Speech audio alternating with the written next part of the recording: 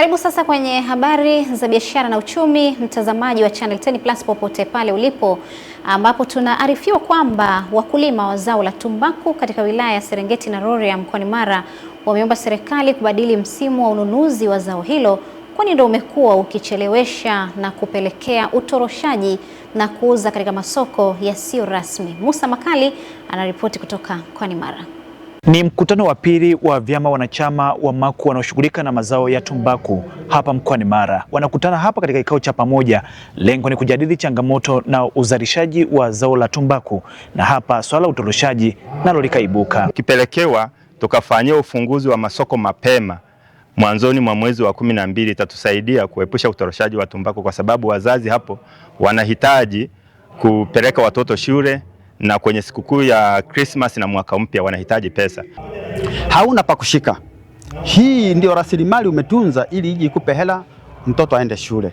Kwa hiyo inabidi uingie, upunguze kile ulichonacho, uuze kwa ajili ya kupata gharama za kupeleka mtoto shule. Ikifikia wakati unakuta masoko wanakuambia tarehe hiyo, miezi miwili inapita. Unakuta mtu una cha kukimu, inabidi uuze ile tumbaku kufanyia mambo yako. Wakuu wa wilaya Serengeti pamoja na Tarime na hapa wanawataka viongozi wa vyama vya ushirika kuwa sehemu ya kuwasaidia wakulima wa zao hili la tumbaku kuhakikisha wanafikia malengo ya mkoa. Zao za tumbaku ziingizwe katika mfumo wa ruzuku kama ilivyo kwa mazao mengine ili kumpunguzia mkulima gharama za uzalishaji.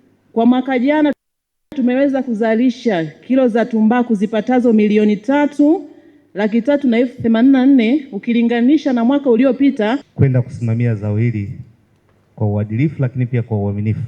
Daktari Alfani Haule, mkuu wa wilaya ya Rorya, ndio mgeni rasmi katika kikao hiki, na hapa akatoa onyo kali kwa baadhi ya wakulima wasio waaminifu. Kuna baadhi ya wakulima hawana mashamba, lakini majina yao yapo kwenye orodha ya wakulima wanaohitaji pembejeo ya nini cha tumbaku, lakini tudhibiti wakulima hewa kwenye kupata pembejeo hizi. Kutoka hapa wilayani Serengeti mkoani Mara, jina langu ni Musa Makali na hii ni Channel 10. Asante kwa taarifa hiyo Musa Makali. Waziri wa uchumi wa bluu na uvuvi Masudi Ali ameagiza kampuni ya MJR Investment Company Limited kujenga kiwanda cha kuchakata mwani katika eneo la Mangwe, kuboresha jengo la kusafisha mwani ili liweze kutumika kwa ufanisi, hatua ambayo inalenga kuongeza thamani ya zao hilo na kuimarisha sekta ya uchumi wa bluu. Taarifa zaidi na Masanja Mabula kutoka Pemba.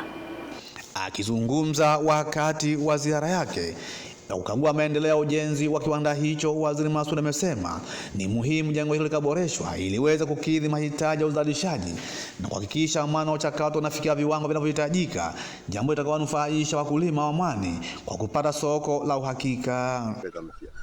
Kabla hatujamaliza mwaka huu,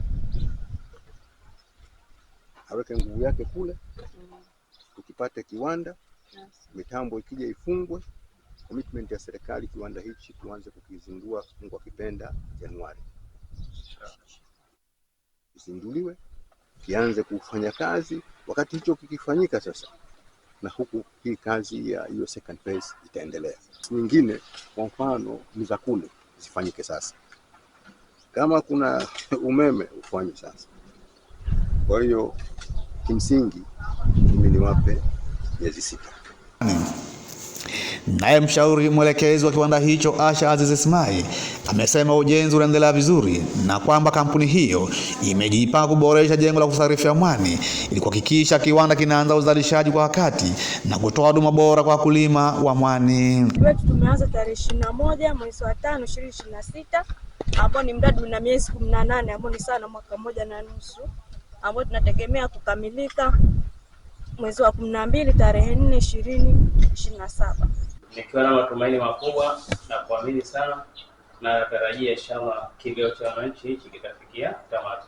Lengo ni kuona maendeleo katika majimbo yetu yanakuja kwa haraka. Ni Masanja Mabula, Channel 10, Pemba.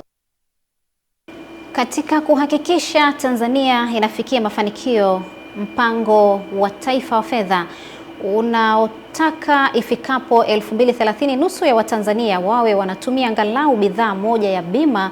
Kampuni ya bima ya benki ya CRDB imezindua kampeni ya Upo Salama yenye lengo la kuhakikisha Watanzania wa ngazi zote wanafikiwa na elimu ya fedha hasa ya bima.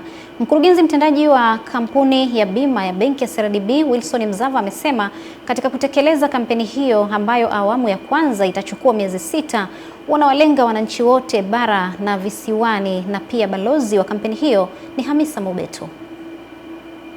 Leo hii tunapoleta mpango wetu, tunapoleta programu yetu ya Upo Salama, pia tuna address vision ya 2050 ambayo pia inataka angalau 70% ya uwekezaji wowote uwe ni PPP, public private partnership.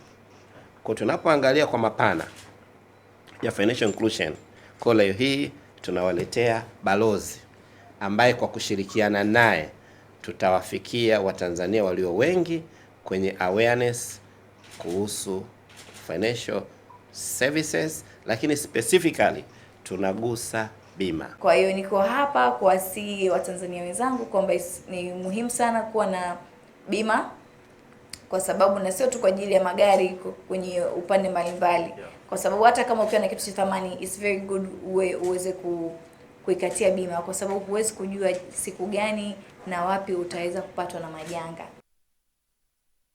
Huo ndio mwisho wa habari za biashara na uchumi, mtazamaji, kwa leo hii kutoka hapa Channel 10 Plus. Atakuja hapa hivi punde Esther Mtebe kwa ajili ya habari za michezo na burudani. Jina langu ni Salma Shabani.